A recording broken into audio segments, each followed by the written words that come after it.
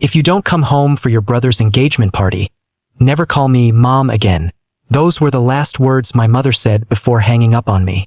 I used to be the invisible child, the one cast aside because I wasn't the pride of the family like my brother. They still think I'm the same failure of a sibling, but they're wrong. I'm coming back this time, not to celebrate, but to see if they've changed after more than 10 years of my absence. Follow my story, and feel free to share your thoughts or advice. If someone asked me about my family, I'd probably smile and say, we used to be a family. Now, we've all gone our separate ways. That's all. Hi everyone, I'm Lucas. I'm 28, a software engineer, and the co-founder of a small fintech company based in Seattle. Life's been pretty steady for me lately. A modest apartment, a job that keeps me on my toes, and quiet evenings I've learned to appreciate genuinely. I don't have many close friends and haven't kept in touch with my family. It's been 10 years since I walked away from the place I once called home. In all that time, none of them ever reached out. Not once. That changed 6 months ago when my mom suddenly called. Her voice was urgent as she told me about my brother's engagement party and said I had to attend. Just one sentence, but I knew then this wouldn't be a typical family gathering. And I was right. It was a Friday afternoon. I had just wrapped up a virtual meeting with a partner in Singapore. And before I could even get up from my chair, the phone on my desk started ringing. An unknown number. I frowned, ready to let it go to voicemail, but I picked up for some reason. The voice on the other end made me freeze for a second. It was my mother. It's me, she said quickly, like she was afraid I'd hang up before she could get to the point. I had to use a new number. You probably blocked my old one. I didn't say anything. She was right, I had blocked it. After a few shallow attempts at small talk, how have you been? Seattle must be pretty cold this time of year. She jumped straight to the real reason for her call. Your brother's getting engaged. It's in 2 weeks. The whole family's planning a big party. Everyone's coming. You have to be there.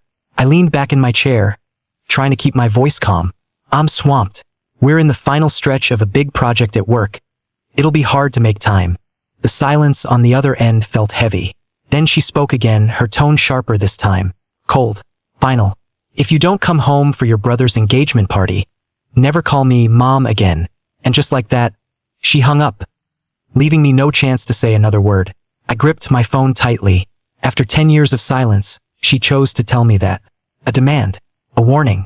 At that moment, I knew this wasn't just an invitation. It was an ultimatum. Come home, or be erased from whatever family I used to belong to.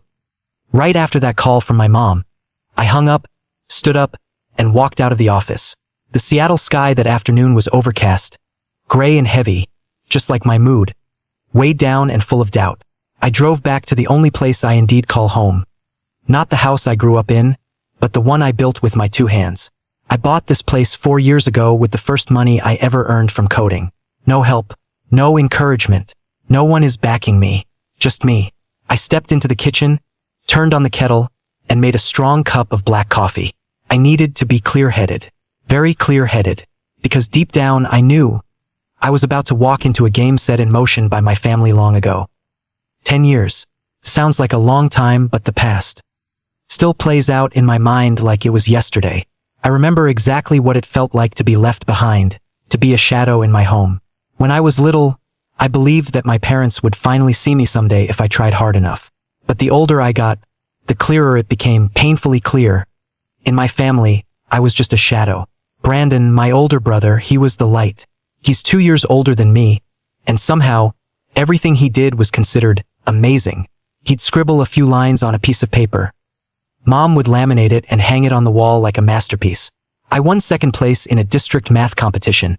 She just gave me a half smile and said, "That's nice, but don't tell your brother, okay? He might feel bad." I still remember when I was 11, I won second place in a handwriting contest. I rushed home, proud and excited, only to find the whole family throwing a barbecue party in the backyard. Brandon had made the starting lineup for a casual soccer game. No one asked me how school went that day, and on my 13th birthday, I only wanted a bike so I wouldn't have to walk to school anymore. I've been walking 3 years straight, every morning. But Brandon lost his baseball bat, so my dad used all the savings to buy him a new one. Me? I got a nice backpack, except it was made for a 5th grader. Everything I had was whatever was left after Brandon got his share. That's when I learned. If you want peace in this house, you'd better learn how to erase yourself. When I was 18, I received a full-ride scholarship to MIT, the school I had dreamed of since middle school. I still remember the moment I opened that acceptance letter. My hands were shaking with emotion. I brought the letter home, heart full of hope, hoping this time they'd be proud of me the way they'd always been proud of him. But after reading it, my mom just paused for a moment and softly said, "MIT is so far away, sweetheart. If you go, your brother's going to feel sad." I froze. A few days later, my parents called me into the living room. My dad looked serious as he spoke. "Brandon didn't get into his dream school. He's down. Don't go too far. Okay? Just pick a school nearby so you two can stay close." I bit my lip and forced myself to ask, "But I got a full scholarship. This is MIT. I've been working toward this for years." My mom placed a hand on my shoulder, her voice gentle, almost soothing. "You're smart. We know that. But don't make your brother feel left behind. He's sensitive. If you leave, he'll feel like a failure. It'll throw off the balance in the family." I nodded on the outside, but inside I knew I wasn't going to accept that. I quietly went ahead with the paperwork. I packed my bags, and I forged an acceptance letter from a local college to keep them off my trail. On the day they thought I was enrolling down the street, I boarded a flight to Boston instead, carrying only one thing with me: the determination that if they were willing to bury my dream to protect Brandon's pride, then I'd have to rewrite my life on my terms. I arrived at MIT on a crisp fall morning. The dorm was old but warm, and for the first time in my life, I didn't feel like I was living in someone else's shadow. I called it my first taste of freedom, hard-earned but worth it. But just one day later, my phone rang. It was my mom. I picked up, and before I could say a word, her voice came crashing through, sharp as a blade, shaking with fury. "So you think you're something special now, Lucas? Running off to MIT without saying a word. You did this to humiliate your brother, didn't you? Do you have any idea how upset he is?" I stayed silent, trying to keep calm, but she wasn't finished. "This family doesn't need a selfish child like you. Don't expect a single penny from me. Not 1 cent, you hear me?" She hung up before I could respond. I stared at my phone, my chest heavy as stone. Right then and there, I opened my contacts and blocked every number from my family. My mom, my dad, Brandon, all. No rage, no tears. Just the quiet, steady decision to cut ties with people who had only ever seen me as a shadow meant to make my brother shine brighter. My 4 years at MIT were the toughest I've ever lived, but also the most defining. There was no financial support, safety net, or one to lean on except myself. By day, I buried myself in lectures, labs, and problem sets that made others quit halfway. By night, I worked at the library, sometimes bussing tables at a campus diner. There were months when I survived on just $150 for food. I learned to stretch every dollar to make a cup of coffee last 2 sittings. But I never complained, because I knew true freedom is never free. I got through every exam with tears and caffeine, with the quiet ache of loneliness that settled in during long, snowy nights when my roommate went home for the holidays. I stayed behind, typing up final papers to the sound of the wind howling outside my window. And then the day finally came. The day I stood on the graduation stage, holding my degree with honors. My name was announced in MIT's Grand Hall. No one from my family was there. No phone call. No hug. Nothing. Most of my classmates had someone cheering them on. Me? I stood alone, in my cap and gown, in the middle of that vast campus courtyard. But I didn't feel alone. I held my head high, gripping that diploma like it carried every ounce of those hard years. I was proud of myself. But I also knew pride isn't a reason to stop moving forward. I didn't come this far to prove I could make it to my family. I did it to prove that I deserve a life that's mine, one I can choose. And now, 10 years since I walked out of that house, everything has changed, at least for me. Today, I'm the CEO and co-founder of a tech company specializing in AI for the finance sector, valued at over $50 million. My annual income is in the 7 figures. Life is stable and quiet. I live in a warm, comfortable home in Seattle. Not extravagant, but every inch of it built by my own hands. I've kept the same phone number, not out of nostalgia, but because it serves as a soft boundary, a faded wall that holds just enough distance between me and my family. I've never shared all the success on my pages, awards, certifications, and features in finance publications, because deep down I know, no matter what I achieve, in their eyes, Brandon will always be the only one worth being proud of. But But this time, after that call from my mother, I've decided to return. Not to change them. Not to reclaim a love that's long dried up. I'm going back, to play the role of the invisible brother one last time. And when the moment is right, I'll let them see for themselves. They spent 10 years turning their backs on a son they never truly knew. 2 weeks later, I landed at JFK after just an hour-long flight. New York greeted me with a gray sky and the sharp chill of early fall. I wheeled my suitcase out and caught a taxi to the old house I left 10 years ago without looking back. When the car pulled up to the gate, no one came out to greet me. No text. No call asking, "Are you here yet?" The house looked the same, but it no longer felt like home. I walked up the steps and rang the doorbell. My mother opened the door. Her eyes paused for a split second when she saw me, then quickly settled into a calm, unreadable expression. No welcome home, no hug, just a command, sharp and cold. "So you finally showed up. There's still a lot to do. Come in and help." Before I could even process her words, I heard footsteps behind me. It was my father. "No, good to see you," or "It's been long." He handed me a paper covered in messy handwriting and said in his usual commanding tone, "Here's the list of tasks to finish before the party. Time's tight." I took the paper and nodded. No complaint. I was ready for this. Just then, Brandon walked down the stairs. Pressed shirt, hair slicked with gel, eyes scanning past me like I was a stranger. His voice, calm but biting. "Let's hope you don't screw things up this time." I gave a faint smile and replied with a simple nod. That afternoon, a few relatives arrived to help with the decorations. Some gave me polite nods. Some looked at me and asked casually, "Hey, Lucas, right? You look different." Then, just as quickly, the conversation shifted, eager voices lighting up as they talked about Brandon. "Brandon's doing great now, a senior manager at that real estate firm, pulling in close to $120,000 a year." An aunt I barely knew chimed in. "And his fiancée? Brilliant. Independent investor. Sharp as a tack. Lucas, you should try to learn something from your brother." I just smiled. No one asked me what I'd been doing. And honestly, no one wanted to know. I picked up a bouquet for the decorations and quietly walked back inside. The whole family gathered for a cozy dinner before the engagement party that evening. The table was beautifully set, the soft yellow lighting casting a warm glow across the room, making it look more inviting than it felt. Eliza, Brandon's fiancée, arrived right on time. She wore a modest yet elegant dress, striking that perfect balance between class and confidence. She was beautiful, self-assured, with a half-smile that drifted from person to person like a practiced dance. Brandon stood up, beaming, and pulled out her chair like he presented a prized jewel. "Lucas, this is Eliza, my future wife," he said proudly. "She's an independent investor specializing in personal and business financial consulting." Eliza tilted her head politely in my direction, her eyes scanning me with subtle curiosity before speaking. "It's good we finally meet. Brandon's told me a lot about his little brother." I gave a faint smile and a quick nod. "Is that so? Funny. I hadn't heard anything about you." The air tightened for a second, but only a second, before the dinner resumed as if nothing happened. Halfway through the meal, Eliza started talking about her work, her voice light and breezy. "The market's been unpredictable lately," she said casually, "but there's still solid profit with the right approach to cash flow. I'm managing a private fund. Invitation only for those with long-term vision." She went on and on about profit optimization strategies, internal networks, and exclusive capital sourcing. The longer she talked, the more familiar it all sounded. Too familiar. The language she used wasn't that of a seasoned investor. It was the kind of language used to sound smart. Decorative jargon meant to gloss over the lack of real substance. I glanced at Brandon.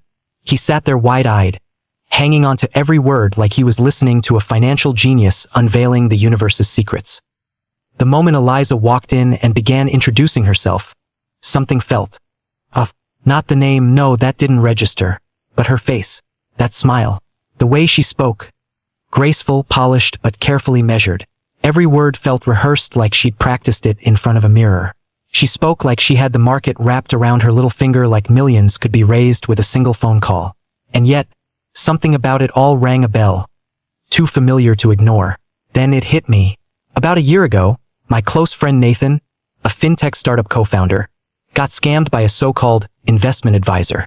They'd met at a conference. She posed as a financial consultant, pitched a joint venture, and vanished after pocketing a $50,000 pilot investment. When Nathan told me about it, I vaguely remembered him saying her name was something like Ella or Elaine, but he had sent me a photo, and that face, no matter the name or hairstyle, was burned into my memory. I kept my expression neutral, pretending to be just another polite guest. I waited until she wrapped up her slick pitch about private funds and exclusive investment opportunities. Then I smiled casually. "Do you use LinkedIn or Twitter?" I asked. "I'm in finance too. Maybe we've got some mutual connections." I pulled out my phone, typing as she gave me her handle. I skimmed through her profile quickly, took a screenshot of her profile picture, and sent it straight to Nathan with just one question.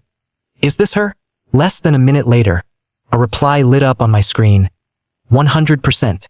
That's the one who scammed me. My grip tightened around the phone. The dinner carried on, cheerful, clueless. But inside me, something had shifted. The battle had begun. After Eliza's flawless performance, full of elegant buzzwords about the market, private funds, and exclusive opportunities for those with vision, the dinner table lit up. Relatives nodded in approval, clearly impressed.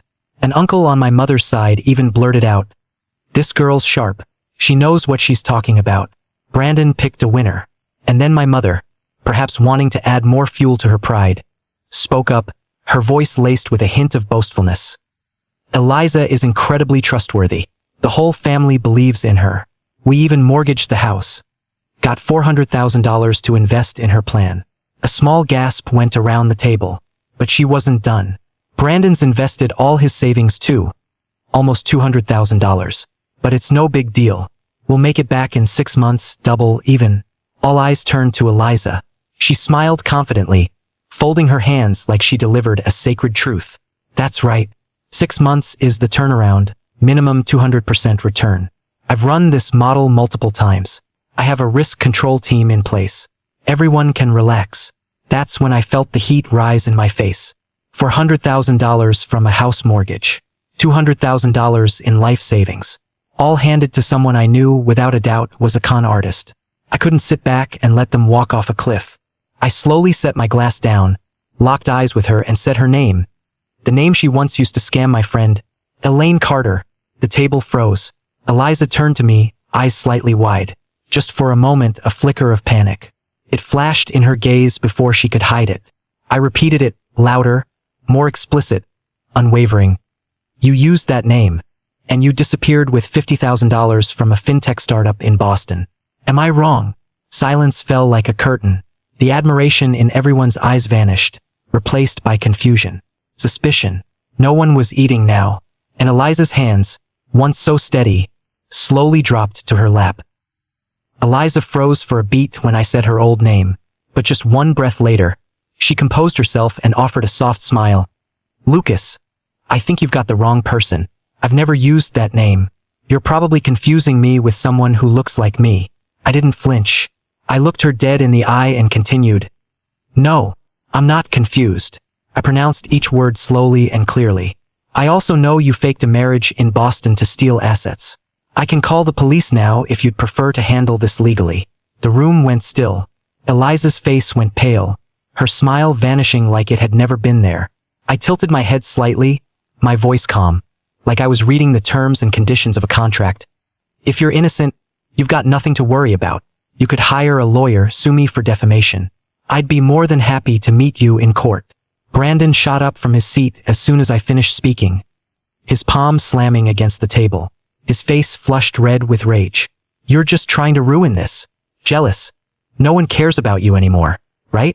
You're sick." My father nearly shouted. "That's enough. Are you out of your mind, Lucas? You're humiliating this entire family." And my mother, now completely unhinged, stood up and pointed straight at me, her voice trembling with fury. "I have no son like you. Get out of this house right now, and don't ever come back." I stood still for a few seconds, slowly swept my eyes around the room, at the faces I once called family. All of them turned away. I nodded. No anger in my face, only something quieter. Then I said clearly, "All right, but remember this. I warned you. If you get scammed, don't come running to me. I'm not responsible for other people's stupidity. And with that, I turned and began walking toward the door. But before I could reach it, a voice rang out from behind, sarcastic, sharp, bitter. He's just jealous. If you were doing so well, you wouldn't need to stand here trying to prove it. I stopped, turned. It was Uncle Tom, my dad's cousin. Always the loudest when it came to judgment, never the smartest. I didn't say a word. I reached into my coat pocket, pulled out a matte black business card embossed in silver, and gently placed it on the table, right in front of him, where everyone could see it. You can look it up yourselves, I said calmly. Company names at the top. Google it. Check the About Us section, founder and CEO. Or better yet, search my name in Forbes 30 under 30. Last year, I didn't wait for their reactions. I didn't need applause. I didn't need validation. I opened the door and walked out, leaving behind a house that was no longer home, with the softest, most liberating smile. That night, with no flights available, I booked a 4-star hotel room in the heart of Manhattan to stay the night. The room was quiet, tastefully elegant, nothing flashy. Not because I needed to prove anything, but because I could, and because I deserved it. I sat alone by the window, looking down at the glowing streetlights and the endless stream of people still moving through the city, even this late. I didn't feel angry anymore, just empty. A kind of quiet ache that didn't have a name. Even after everything, they had kicked me out and humiliated me, I still felt a twinge of sadness. There was still a part of me buried deep that used to be a boy who just wanted a typical family, who once dreamed of sitting at a dinner table without feeling like an outsider. Lost in thought, I was pulled back by the sudden ringing of my phone. It was my mother. I didn't pick up. Then Brandon. I let it ring, and then the messages started rolling in. The first was from my mother. Her tone was completely different now, soft, emotional. She said she hadn't meant what she said, that she'd just gotten too worked up. She'd always loved me. But everyone shows love in different ways. That family is still family, and I would always have a place in that house. A few minutes later, Brandon messaged. He admitted that maybe I was right about Eliza, that things should probably be looked into. But then his tone shifted, suddenly warmer, almost proud. He told me I was impressive and that he was genuinely proud to have a brother like me. He said his friends talked about my business card like a golden ticket. Then, another message from my mom. She reminded me the engagement ceremony was in the morning, said I should come, at least to keep the peace, that my presence would make everyone happy. I was successful now, so there's no need to hold on to grudges. I stared at the screen for a long time. Not a single message said, "We were wrong." Not one apology for the way they spoke to me, for the insults, for throwing me out like I was nothing. Just sweetened words, carefully chosen, now that they realized I was worth something. I turned off the screen and placed the phone face down on the table. Then I pulled the blanket over me and went to sleep, light, unburdened. Soft sunlight slipped through the sheer curtains the following day, but I didn't bother pulling them back. I woke later than usual, made myself a slow cup of coffee, and sat by the window on the 15th floor, watching the city come alive below. Not once did the thought of attending the engagement ceremony cross my mind. Despite their messages, pleading, and attempts at reconciliation, I knew it wasn't about love. It was about value. They only reached out because my name now carried weight. I put on a crisp shirt, packed my bag unhurriedly, and checked the flight confirmation I'd booked the night before. Then, right at 10 a.m., the messages started pouring in again. But this time, they weren't sweet anymore. No more pretending. No more pride. Just panic. The first was from my mother. Her tone frantic. "Lucas, Eliza. She's gone. So is the money. Your brother's having a breakdown. Your father's sick. Please, come home. Help me. Help the family." I set the phone down, closed my eyes for a few seconds. It was strictly as I warned. Exactly what I saw coming. But they didn't want to believe me. I picked up the phone again and typed a single message. "I've booked a flight. I leave for Boston at 2 p.m. No more. No comfort. No promises of return. Because I knew what they needed now wasn't me. They needed a lifeline. But I'm not that lifeline anymore. I'm just the one who warned them. And now I walk away just like I did 10 years ago." A week later, life had settled back into its usual rhythm. I was in my office on the 18th floor of the TechCore building, the headquarters of the company I co-founded. Every corner, Every desk in that space carried the weight of sleepless nights of years spent building something from absolutely nothing. The screen displayed a cascade of numbers and live market analysis models, data updating in real time. I was in an internal strategy meeting when the desk phone rang. It was the front desk downstairs. The receptionist's voice was soft but uncertain. "Mr. Lucas, there are 3 people in the lobby. They say they're your parents and your brother. They'd like to see you." I froze for a moment. I had expected this. When Eliza vanished with the money, when the truth hit them, when they finally realized I wasn't trying to sabotage anyone but warn them, it was only a matter of time before they came looking. Could have said no. I could have asked the receptionist to send them away. But I knew better. They wouldn't stop. If not today, then tomorrow. If not here, then my apartment. Or somewhere else. I let out a quiet sigh, set my pen down on the desk, and replied, "Send them up. Conference room, 18th floor. Let them wait 5 minutes." I stood up, walked into the restroom, and looked at myself in the mirror. Straightened my tie, smoothed the cuffs of my suit. Not for them, but because I wanted them to clearly see who I had become. The man they once cast aside. Now standing in a place they never imagined he could reach. When I walked into the private conference room, they were already there. My father sat at the head of the table, wearing that familiar stern expression, but his eyes, there was something different in them. My mother stood up first, managing a forced smile. Her hands trembled slightly as if she was about to step forward. Brandon stood by the window, hands in his pockets. He turned his head when I entered. I pulled out a chair and sat down. Didn't say a word. I just nodded, gesturing for them to go ahead. And they did.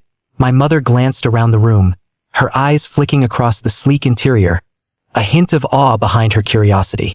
"Your office? It's impressive," she said.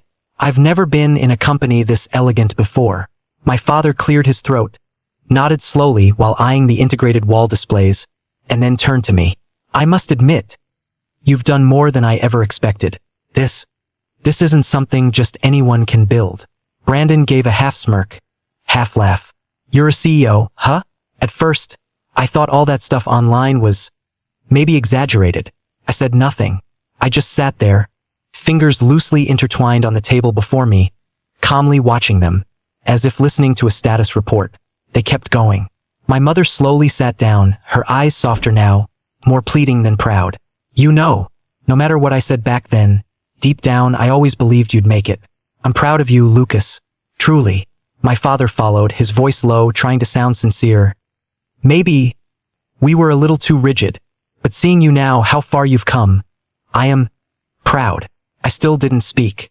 No nods, no reassurances, just a faint smile. A smile with no joy, no forgiveness, just peace. Because for the first time in my life I could sit there and listen without needing to prove anything. A few minutes passed. After they'd finished unloading their carefully polished compliments, I leaned back in my chair, arms crossed, and calmly cut in. "All right, let's get to the point." All 3 of them froze. The air in the room shifted, like something fragile had finally cracked. The masks they had worn so carefully were starting to slip. My father was the first to speak, his voice lower now, stripped of its earlier pride. "The house, it's about to be repossessed by the bank. Everything we mortgaged to invest with Eliza, it's all gone." Brandon followed, no longer trying to sound upbeat. "My $200,000. Wiped out. I've got nothing left. I need to start over." My mother placed her hand gently on the table, lifting her eyes to meet mine. "Our family needs you, Lucas. You're the most successful one. You could buy back the house and make sure your father and I don't end up on the street. And maybe help Brandon out, just enough for him to get back on his feet." I raised an eyebrow, my tone steady. "And specifically, how do you want me to help?" My father stared straight at me, not even blinking. "Buy back the house. Support us with $2,000 a month. Consider it repayment for raising you. And as for Brandon, give him $300,000 to start fresh. Or, if it makes more sense, give him a small share in your company." The moment those words left his mouth, I laughed. Not politely, not with courtesy. I laughed, loud, raw, unfiltered. The kind of laugh that had been buried deep in my chest for years, maybe decades. The kind of laugh that came when irony burned too hot to stay silent. Then I said nothing. Instead, I slowly pulled my phone from the pocket of my suit, eyes still locked on theirs. I tapped a familiar name, and before the second ring, I spoke into the receiver. "Bring him in." The door to the conference room opened almost immediately. A tall man in a black suit stepped in, carrying a leather folder. His face was blank, his eyes sharp. "Mr. Harris, my legal counsel." He scanned the room, expression unreadable, then turned to me and gave a slight nod, waiting. I turned back to my family. Their faces had changed, confusion settling into something closer to dread. "When the front desk told me you were here, I called my lawyer," I said, my voice flat, cold. I had a feeling this visit wasn't about apologies. And I was right. You didn't come here to make peace. You came for money. I placed both hands on the table, leaning forward slightly, my smile gone. My eyes are hard. And for the first time, they were the ones sitting in silence. They were the ones waiting to be judged. Mr. Harris stepped forward to stand beside me, his folder still closed, because he didn't need to open it. His presence alone said everything. He glanced at the three sitting across from us and spoke with a voice calm and crisp. Precisely the kind of tone used by someone accustomed to shutting down people who come with the wrong intentions. "First, let me state clearly, my client, Mr. Lucas Adams, holds no legal obligation toward the individuals present." He paused. There was a sharp silence. His gaze cut across them like a blade. Any further attempts to apply pressure, request financial support, or make insinuations under the pretense of family, from this moment forward, will be considered harassment. And if it continues, we will not hesitate to file charges in court. The room thickened with tension. No one dared interrupt. Mr. Harris then gestured toward the corner of the room. "This room is under active video and audio surveillance. If any false rumors or defamatory statements are spread following this meeting, especially those that could harm Mr. Adams' reputation or the standing of his company, we will pursue legal action for libel and intentional reputational damage." The moment those final words landed, the faces across from me changed. They knew. The game was over. My mother, face flushed red, clenched her jaw and snapped. "So now that you've made it, you think you're above everyone else? Did you forget who gave birth to you? You ungrateful brat." Brandon slammed his hand on the table. "You get a little money, and suddenly you turn your back on your blood? You think you're better than us?" I tilted my head slightly, as I just remembered something, then turned to Mr. Harris and asked, wholly composed, "Verbal abuse and character defamation, caught on private security footage, would that hold up in court?" Mr. Harris didn't hesitate. He gave a single, firm nod. "More than enough." In a split second, their rage turned to confusion. My father's face went pale. My mother fell silent. And for the first time, Brandon looked down, speechless. None of them apologized. None of them expressed regret. But they stood up quickly and exited the room in a rush, slipping past Mr. Harris like he was a wall they were afraid to brush against. The door closed behind them with a quiet click. I didn't look back, because this time I wasn't the one walking away in silence. I was the one who ended it. Some might say I was cold, that I was selfish, that I was cruel for turning my back on my own family in their time of desperation. Some might ask, why didn't you set conditions? Why not make them sign over the house before helping? Why not give them a chance to make things right? I understand. From the outside, it probably looks simple. I have money. They don't. And I chose not to help. But what most people don't see is this. In the 10 years I was fighting to survive, to rise from nothing, not one of them asked if I was okay. Not one text. Not one call. Not a single word of encouragement. I built my entire life from zero alone. And now, when I finally have something they need, they didn't come back for me. They came back for what I could give them. This wasn't revenge. This was a choice to no longer be involved. And that, for me, it is the greatest freedom I've ever earned. In the end, I learned something valuable. Family doesn't always mean love. Some relationships, if they cost you your dignity and peace of mind, they are better left behind. You can forgive, but you're not obligated to carry the weight. You can be kind, but you don't have to be a lifeline for those who once turned their backs on you. And before I close this chapter, I want to ask you, if you were in my shoes, what would you have done? Drop your thoughts in the comments. I'd love to hear from you. If this story resonated with you, don't forget to like, share, and subscribe for more. Thank you for listening.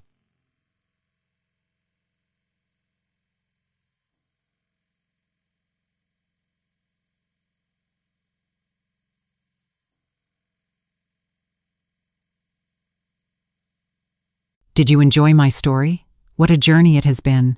I truly wonder, what would you have done if you were in my shoes? Would you have chosen silence to keep the peace, or would you have done what I did to reclaim your dignity? Let's meet in the comments below. I'm so curious to hear your thoughts. I'm reading every single one. Which city are you listening from tonight? If my story resonated with you, you can support me and help me bring more stories like this to the world by sending a super thanks. Your sweet support means the world to me and allows me to continue this journey with all of you. On the screen now, you can see 2 new life stories that I highly recommend you watch next. There are so many more on my channel, each with its own lessons and triumphs. Don't forget to subscribe and click the notification bell so you never miss a new chapter. Thank you for being here with me. Until the next story, with love and respect.